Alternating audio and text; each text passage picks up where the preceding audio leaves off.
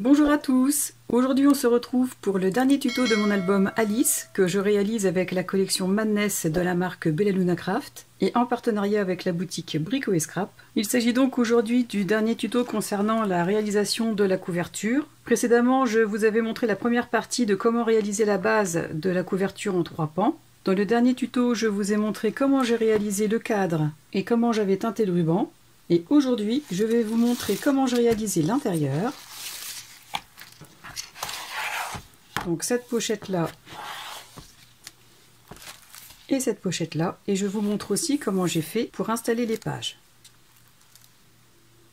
Il me restera encore toute la décoration à faire, y compris à mater ces parties, mais aussi l'intérieur de la tranche. Mais je ferai tout ça hors caméra et vous aurez le résultat final à la présentation de cet album, parce que de toute façon la décoration est propre à chacun et vous n'aurez pas forcément envie de refaire exactement la même que moi. Vous pouvez retrouver tous les liens des articles utilisés pour réaliser cet album dans la description de cette vidéo, ainsi que le lien de la boutique Brico & Scrap. Je vous rappelle que dans le cadre du partenariat avec la boutique Brico & Scrap, vous pouvez bénéficier d'une réduction de 10% sur toute la collection Madness de Bella Luna Craft en ajoutant ce code promo à votre commande. Je prends la chute de toile de reliure, je l'ai taillée de façon à ce qu'elle corresponde à la hauteur de la couverture, en laissant un liseré d'1 mm en bas et en haut. Je la retourne, je la centre sur la tranche, de façon à laisser le même espace à droite et à gauche. Je m'aligne bien avec les deux bords. Et une fois fait, je marque les plis avec mon plioir des deux côtés de la tranche. Et ensuite, en partant de ces deux plis, je vais faire une première marque à 3,5 cm en partant de ces deux plis, c'est-à-dire au milieu. Puis je vais faire une marque à 2 cm plus loin à gauche et à 2 cm plus loin à droite. Ce qui fait qu'il ne restera 1,5 cm de chaque côté.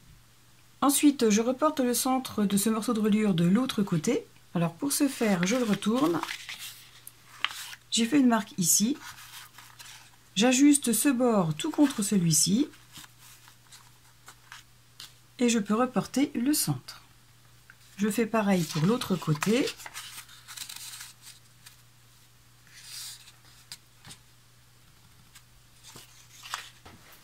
À présent, je peux couper ces 3 lignes en partant d'ici jusqu'en bas, de façon à pouvoir insérer les pages à l'intérieur.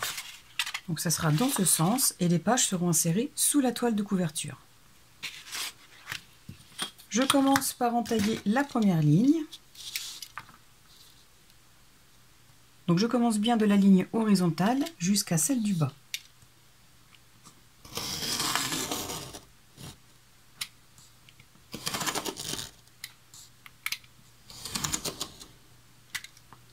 Je retourne la toile de cette façon et je vais refaire une incision à 1 mm de la première. Ce qui nous permettra d'insérer plus facilement les pages.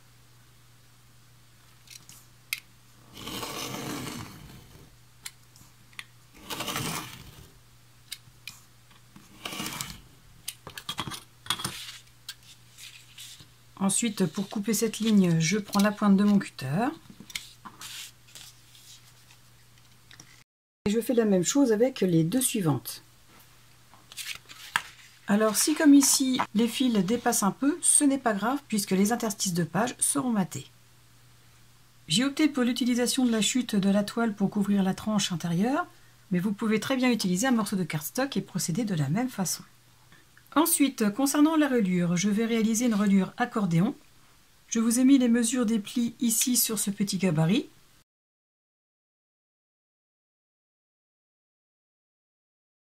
Mon morceau de cardstock mesure ici 25 cm sur 18,8 de haut, mais qu'importe le projet que vous avez envie de réaliser, l'important est que le cardstock ne soit pas plus grand que les incisions réalisées dans la toile ou le cardstock qui couvrira la tranche.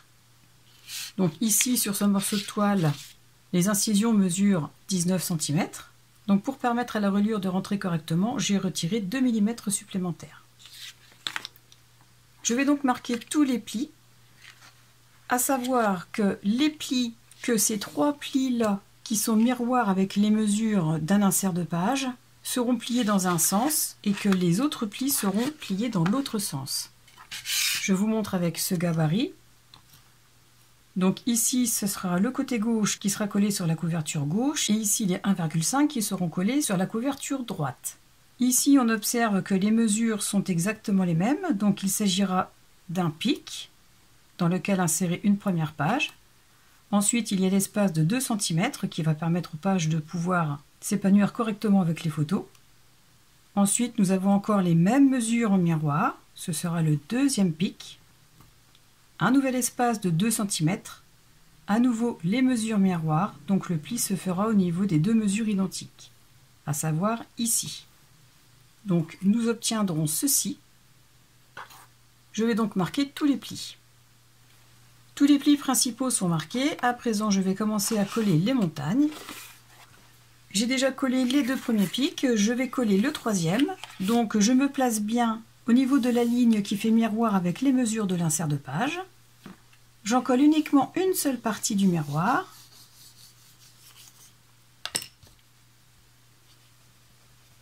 Je fais en sorte de ne pas mettre de colle trop près du bord pour éviter que ça ne déborde.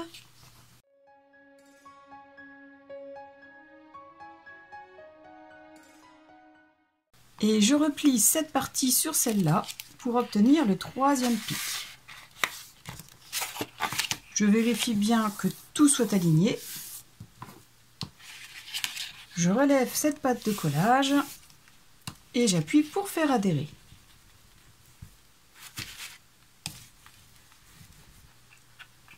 Une fois le tout collé, je remonte le pli vers le haut, comme ceci, et j'obtiens mon 3e insert de page. La reliure est terminée. Je vérifie si elle rentre dans le morceau de toile.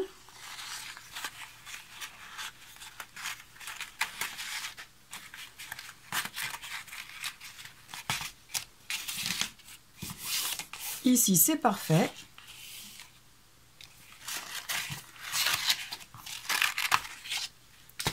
Donc à présent, je vais marquer les plis au niveau des 0,5. Je prends ma règle et mon plioir. Et je commence à les travailler doucement de façon à ne pas casser le papier.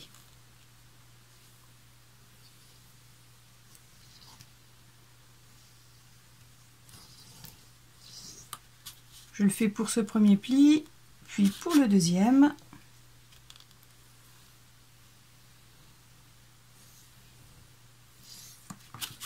Dans un premier sens, puis dans l'autre.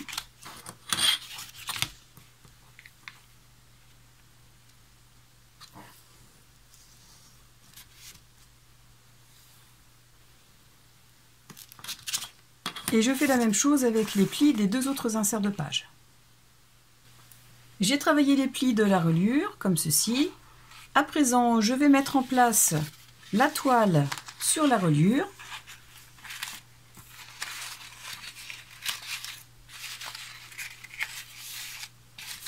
Au moins déjà cette partie. Et ensuite, je vais simplement commencer à en coller les intervalles des pics dans la première partie. Je vais prendre donc la tacky glue de la marque Aliniz et j'en colle les interstices.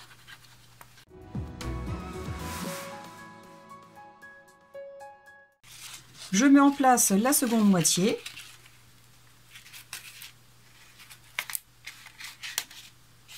Je fais descendre la toile jusqu'en bas. Et j'appuie pour faire adhérer.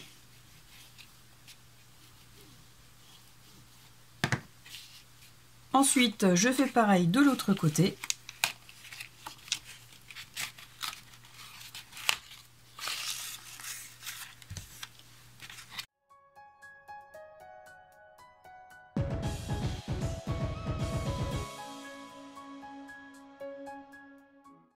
Je remets en place le morceau de toile.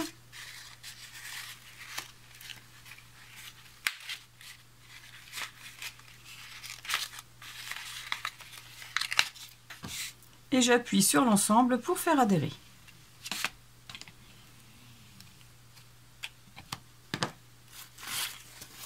Je retire tout de suite les excédents de colle s'il y en a.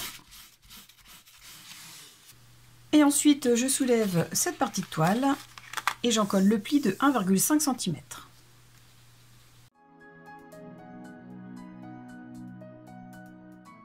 Je replace la toile dessus et j'appuie pour faire adhérer.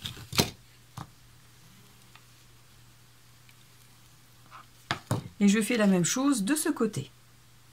Ensuite, dans des chutes de papier, j'ai fait des petits gabarits de 7 cm de largeur, donc la largeur de la tranche. J'y ai reporté la moitié, donc à 3,5 cm, et j'ai fait un trait.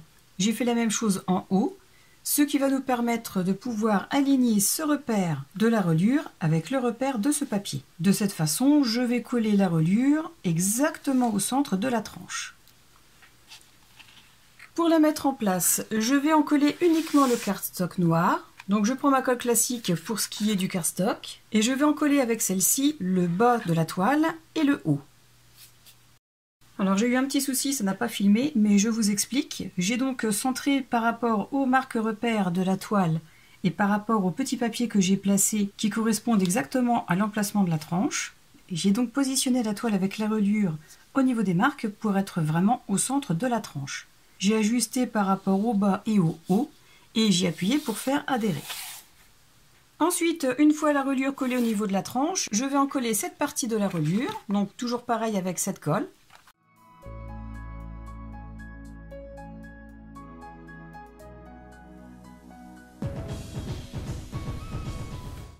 A l'aide de mon plioir, j'appuie encore légèrement sur le pli entre la tranche et la couverture et je colle la toile.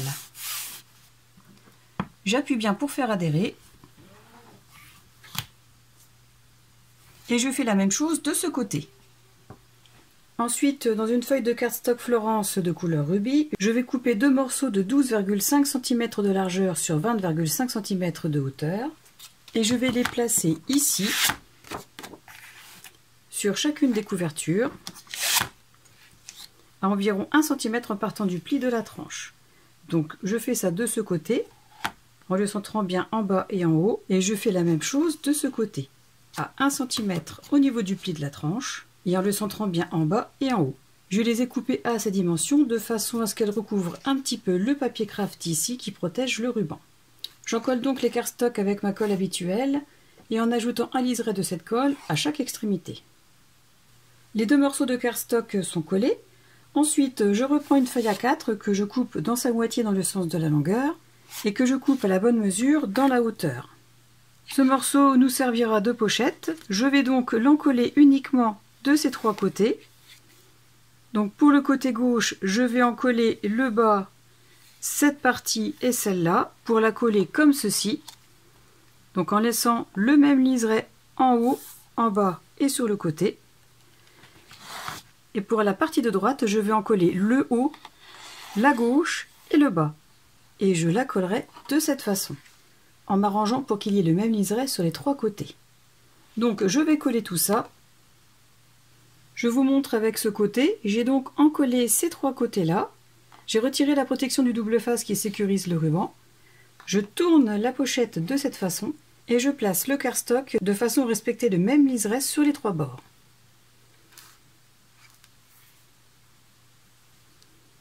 Et une fois en place, j'appuie pour faire adhérer. Ensuite, pour décorer les pochettes, je prends une autre feuille de cardstock de couleur rubis. Je vais la couper aux mesures de la pochette en laissant un liseré de 2 mm de chaque côté. Donc je prends les marques, je coupe, je fais la même chose pour ce côté et ensuite je vais les décorer avec les papiers qu'il me reste.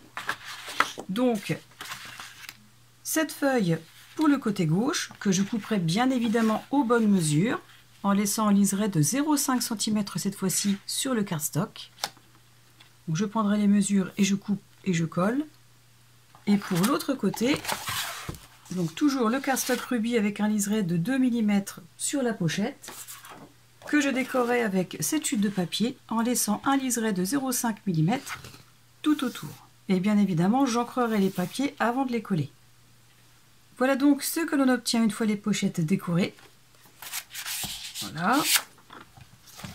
De l'autre côté, j'ai perforé ces papiers avec cette perforatrice comme j'ai pu le faire dans d'autres feuilles, de façon à rappeler un petit peu le reste de l'album. Avant de passer à la mise en place des pages, je voulais juste vous rappeler que pour la page numéro 2, je n'avais pas maté ce rabat, ce qui est chose faite maintenant. Et en utilisant cette feuille, qui était encore intacte, donc je l'ai coupée de façon à laisser un liseré d'environ 0,5 mm tout autour. Je l'ai ancré, j'ai arrondi les bords et j'ai collé. Et ensuite, concernant la page numéro 3, je ne savais pas encore pour quel système de fermeture opter. J'ai donc utilisé des œillets de la marque We Are Memory Keeper, qui se présentent comme ceci. Il y a donc un œillet et une petite rondelle qui vient s'insérer derrière et qui permet de ne pas voir la partie écrasée de l'œillet et qui protège aussi les papiers qui sont en contact. Donc, je vais vous montrer le rendu. Donc j'ai coupé un ruban d'environ 40 cm. Le même ruban que j'utilise un petit peu tout au long de l'album. Donc voilà ce que ça donne. On ne voit pas le côté écrasé de l'œillet, la finition est plus jolie et surtout le papier est protégé. Donc voilà concernant la décoration. Décoration que je ferai plus en détail hors caméra en utilisant toutes les découpes que j'ai récupérées. Pour mettre en place les pages, je vais utiliser la colle Extra Forte de la marque Stamperia. Je vais vous montrer comment je procède pour installer la première page et ce sera exactement la même chose pour les suivantes. Je vais donc encoller ce premier pli de 1 cm de ce côté mais aussi de l'autre côté.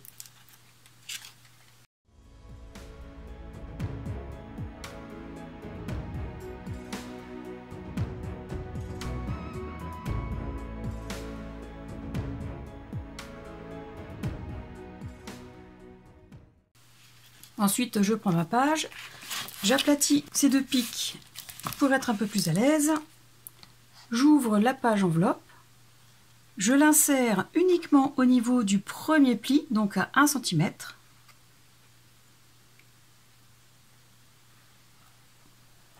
Je la centre par rapport au haut et au bas, étant donné que la reliure n'est pas de même hauteur que des pages. Je m'aligne par rapport au bas et au haut de la couverture. Et une fois en place, je commence à appuyer pour faire adhérer. Donc ici, j'avais anticipé, j'ai déjà ouvert la page. Je vais libérer de l'espace en ouvrant l'interaction. Je vérifie que tout soit bien aligné encore.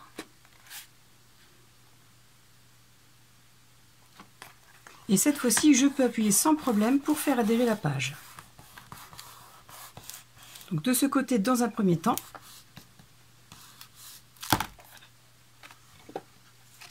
Puis de l'autre côté, ensuite. Je retire l'excédent de colle.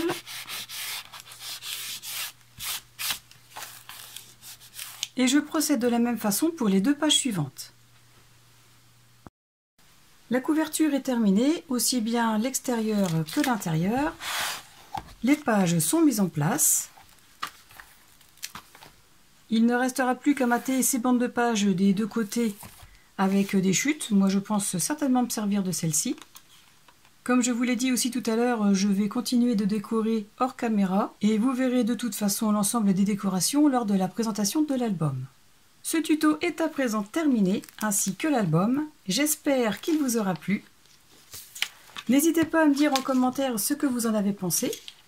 En tout cas, moi, je sais une chose, c'est que pour une première fois que je travaille un album sur le thème Alice, j'ai vraiment adoré, aussi bien de par les papiers de la marque Bella Luna, aussi bien de la façon dont j'ai imaginé l'histoire de cet album. N'oubliez pas que cet album a été réalisé en partenariat avec la boutique Brico et Scrap et que vous pouvez bénéficier de 10% sur toute la collection Madness en ajoutant le code promo que je vous ai donné en début de vidéo. Donc voilà pour cet album. Le temps pour moi de finir de le décorer complètement et d'en faire la présentation vidéo. En attendant, pensez à cliquer sur le pouce vers le haut, à vous abonner à ma chaîne si vous ne l'avez pas encore fait, et à la partager pour me soutenir. En attendant la présentation de cet album, je vous souhaite de passer à tous une excellente journée et je vous dis à très bientôt. Au revoir!